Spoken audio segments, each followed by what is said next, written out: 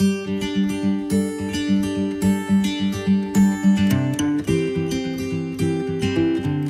evening students, welcome you all in this video, and in this video we are going to take up the topic from 10th class geography book, and the name of the topic is resources and development.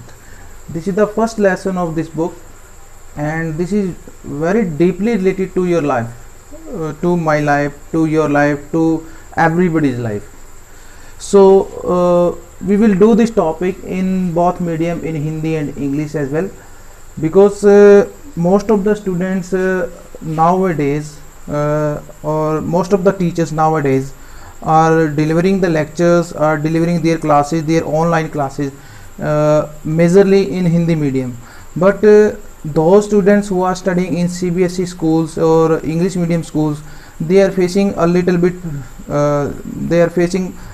problem. So keeping in the mind in this thing that both the medium should be used in online classes, so that all the children can take benefit from these classes. So keeping this thing in our mind, we are preparing this video in both medium, in English and Hindi as well. तो आप लोगों के लिए ये जो video prepare किया जा रहा है, इसमें आप लोगों को हिंदी और इंग्लिश दोनों मीडियम के अंदर जो एसएसटी का आपका चैप्टर नंबर फर्स्ट जियोग्राफी की बुक में से लिया हुआ है, और चैप्टर का नाम है रिसोर्सेज एंड डेवलपमेंट। और ये एक जस्ट इंट्रोडक्टरी वीडियो ही होगा, इंट्रोडक्टरी है आज का video.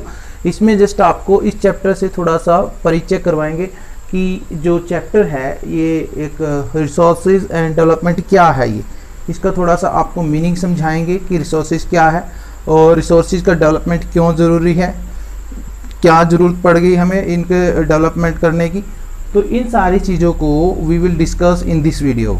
So first of all we shall come to know about the resources, the definition of resources. Resources क्या होते हैं? अगर हम हिंदी में बात करें और बड़े साधारण शब्दों में अगर इसी हम डेफिनेशन दें या इसके बारे में बताएं आपको कि रिसोर्सेज क्या होते हैं। देखिए, एक ह्यूमन बीइंग को अपनी ज़िंदगी के अंदर, अपने जीवन के अंदर जीने के लिए बहुत सारी चीज़ों की ज़रूरत पड़ती है ना।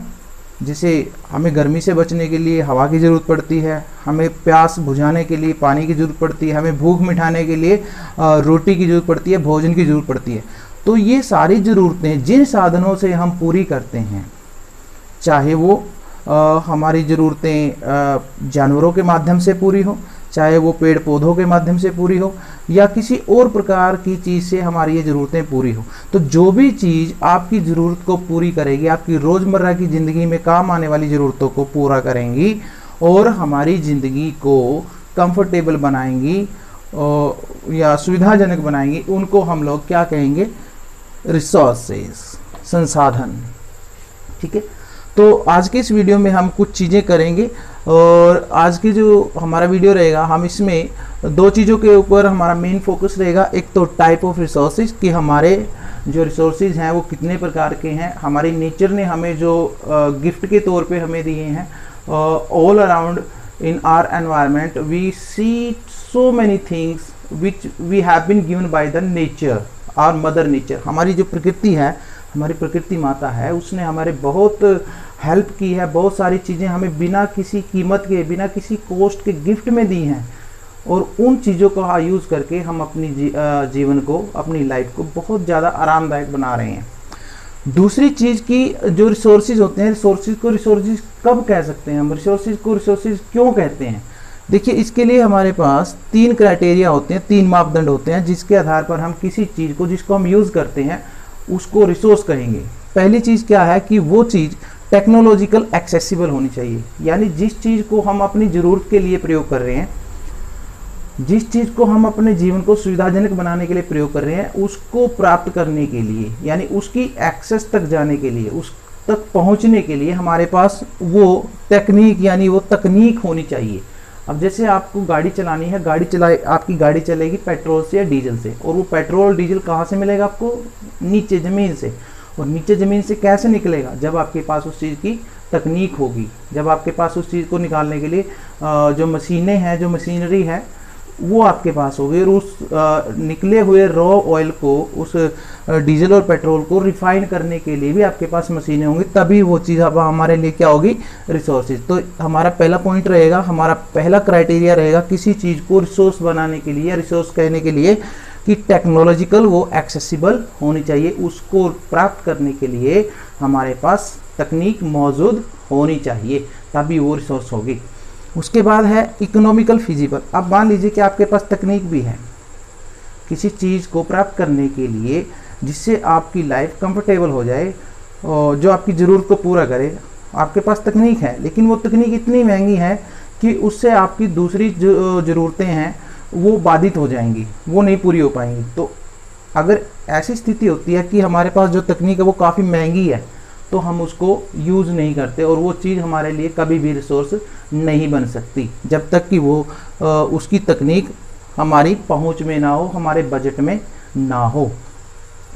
अब बहुत सारी चीज़ें ऐसी हैं हमारे देश के अंदर, इतने रिसोर्सेज हैं, इतने ज़्यादा रिसोर्सेज हैं कि हमारे पास उनको यूज़ करने की तकनीक ही नहीं है, या अगर है तो वो इतनी महंगी है, या हम उनको इंपोर्ट करते हैं दूसरे देशों से ऐसी तकनीक को, तो हमें बहुत महंगी पड़ती है, इसलिए हम उन चीज़ों को यूज ही नहीं करते और ऐसे चीज़ें बिना रिसोर्स बने ही वो ऐसे कैसे पड़ी रहती हैं। तीसरी चीज़ है कल्चरली एक्सेप्टेबल।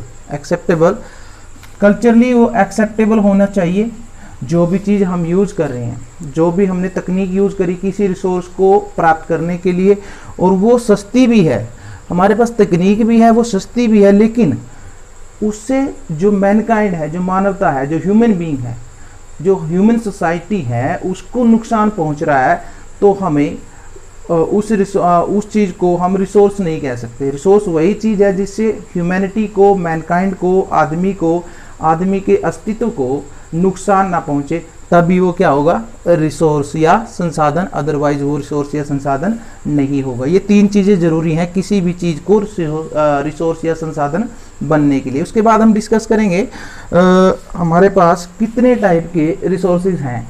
हमारे पास वैसे तो बहुत सारे रिसोर्सेज होते हैं, but mainly we shall discuss only few of them. For example origin base. Origin का मतलब होता है उत्पत्ति। क्या मतलब होता है, उत्पत्ति। उत्पत्ति का मतलब है कि जो रिसोर्सेज या जो संसाधन हमारे पास हैं या हमने प्राप्त किए हैं वो आए कहाँ से हैं, ज़मीन के नीचे से आए हैं या ज़मीन के ऊपर से आए हैं। वो आप लोगों ने बायोटिक चीज़ों से प्राप्त किए हैं या अबायोटिक। बायोटिक का मतलब है जैव संसाधन, और अबायोटिक का मतलब है अजैव संसाधन। बायोटिक का अर्थ ये कहेंगे, बायोटिक का एग्जाम्पल अगर दें तो बायोटिक में आपकी वनस्पति, आपके पेड़ पौधे, आपके पशु, ये चीज़ें आएंगी, ये आपके संसाधन के तौर पे काम करेंगे, इनसे आप अपनी ज़रूरतें पूरी करेंगे। तो इसलिए बायोटिक यानी वनस्पति, पेड़ पौधे, पशु।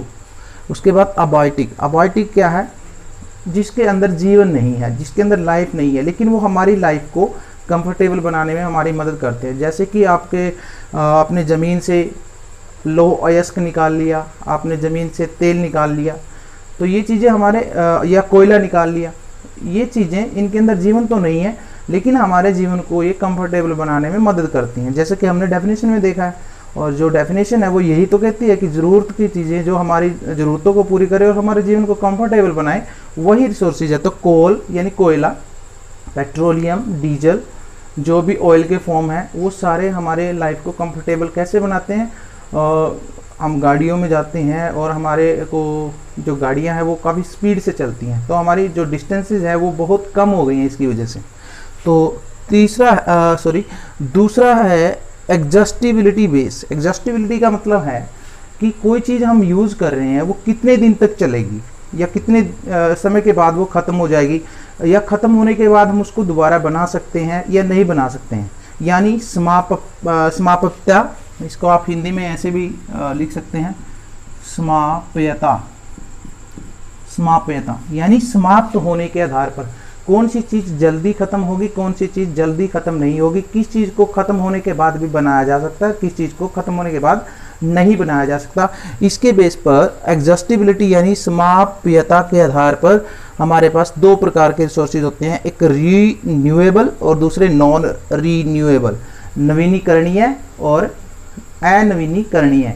जैसे कि आप लोग देखते होंगे, जैसे कोयला है या ऑयल है, एक टाइम के बाद वो ख़त्म हो जाएगा। अगर हम उसको अनलिमिटेड तरीके से उसका एक्सप्लॉयटेशन करते रहे, उसका यूज़ करते रहे अंधाधुंध, उसकी एक लिमिट है, उसकी जो क्वांटिटी है वो एक सीमित मात्रा में है। अगर हम इसको अनकंट्रोल्ड या अनलिमिटेड इसको यूज़ करेंगे तो जो कोल या फिर ये रिन्यूएबल नहीं है, नॉन रिन्यूएबल है, जिसमें हम एग्जांपल दे सकते हैं कोल का और पेट्रोल या डीजल का।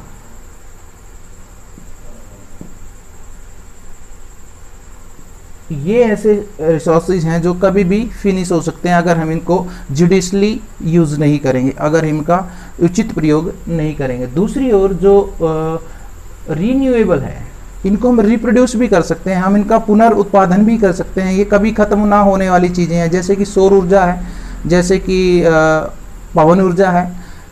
इन चीज़ों को हम कभी भी, ये समाप्त होने वाली चीज़ें नहीं है और इनको हम अपनी आने वाली पीढ़ियाँ भी इनको यूज़ करें या उससे आने वाली पीढ़ियाँ आगे भी यूज़ करें तो ये कभी ख़त्म नहीं होंगी और इनका रिप्रोड्यूस कर सकते हैं, इनको दोबारा से उत्पादित कर सकते हैं। ये नवीनीकरणीय है और ये अनवीनीकरणीय है।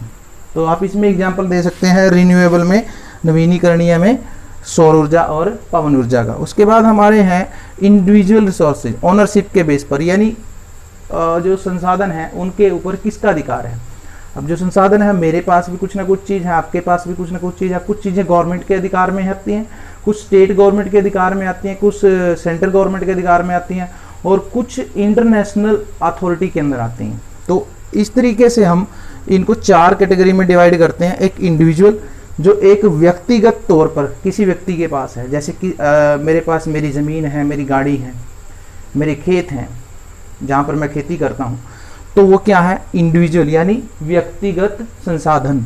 उसके बाद कुछ चीज़ें कम्युनिटी की होती हैं, यानी समुदाय की होती है, जिसको हम सभी यूज़ करते हैं। जैसे कि आपका कुआं है, आपका जोहड़ है, तालाब है, जहाँ सभी गांववासी अपनी भैंसों को नहलाने के लिए लेके जाते हैं, या चरागाह है, पास्चर हैं, जहाँ पर सभी लोगों के पशु चरते हैं, या आपका बस स्टैंड है, या आपका रेलवे स्टेशन है। ये सारी चीज़ें क्या हैं, ये कम्युनिटी की हैं, जिसको सारे समाज के लोग यूज़ करते हैं। तो ऐसी चीज़ों को हम सामुदायिक संसाधन कहते हैं, हिंदी में हम इसको सामुदायिक संसाधन कहेंगे।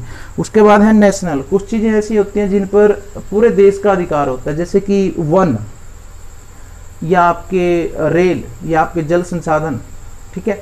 अब जैसे मान लीजिए कि, या आपका, हम ये एग्जाम्पल लें, मान लीजिए कि आपके खेत में कहीं से तेल निकल आता है और उस तेल के ऊपर आपका अधिकार नहीं है, वो राष्ट्रीय संसाधन है, नेशनल रिसोर्स है वो। अगर कहीं से किसी को पता लग गया, सरकार को पता लग गया, तो वहीं पर वो साइट बन जाएगी, वहाँ से तेल निकालना शुरू कर देगी सरकार, और वो तब आपके अधिकार में नहीं रहेगा, वो सीधे किसके अधिकार में चला जाएगा, सरकार के, केंद्र सरकार के। तो वन, जल संसाधन और खनिज संसाधन, ये सारे के सारे नेशनल रिसोर्सेज माने जाते हैं। उसके बाद है इंटरनेशनल कुछ चीज़ें ऐसी होती हैं जहाँ पर हमारे देश की सरकार का भी अधिकार नहीं होता। 200 मील नॉटिकल, समुद्र के अंदर 200 मील नॉटिकल तो होता है किसी एक देश का अधिकार, लेकिन 200 मील नॉटिकल जो दूरी होती है, अगर उससे बाहर जाएंगे तो कुछ इंटरनेशनल इंस्टीट्यूशंस होते हैं, कुछ अंतर्राष्ट्रीय संस्थाएं होती हैं जहाँ पर ट्रेड वगैरह करने के लिए उनकी परमिशन लेनी होती है। वो किसी एक पर्टिकुलर कंट्री के टेरिटरी में नहीं आती, वहाँ पर कुछ इंटरनेशनल इंस्टीट्यूशंस काम करते हैं।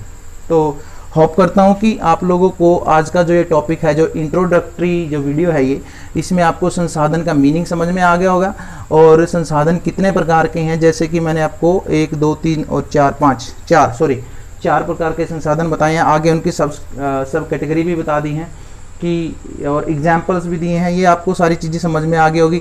और रिसोर्सेज हम किस चीज़ को कहेंगे, उसके 3 क्राइटेरियाज मैंने आपको बताए हैं, क्राइटेरियन सॉरी, तो इनको भी आपने बहुत अच्छे से कर लेना है। और नेक्स्ट वीडियो में हम इसका जो रिमेनिंग पार्ट है उसको करेंगे। तब तक के लिए थैंक यू वेरी मच।